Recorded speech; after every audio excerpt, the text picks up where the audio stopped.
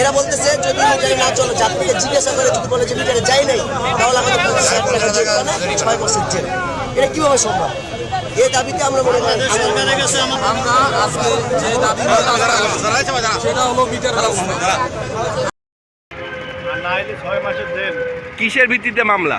মামলা যদি মিটারে গাড়ি না চলে, মিটারে গাড়ি চালাইলে জমা কমাইতে হইব। আচ্ছা, আর কি কি দাবি আছে আপনাদের? জমা কমাইলে আমরা মিটারে গাড়ি চালাইতে পারবো। আচ্ছা ভাই, এখন যে আপনাদের কারণে এই যে ভোগান্তি হচ্ছে, এটার দায়ভার কে নিবে? এটা ড্রাইভার কে নেবো? এটা কেমনে দেবো? আমাকে তো লাইন ক্লিয়ার করতে হইব আগে। আচ্ছা, আপনাদের জমা কম লইব, আমরা মিটারে ভাড়া পাবো। আপনাদের দাবি তাহলে এটাই জমা কমাইলে আমরা মিটারে ভাড়া পাবো। আচ্ছা ঠিক আছে, তাহলে এই দাবিটা আপনাদের এখন এই মুহূর্তে কার কাছে?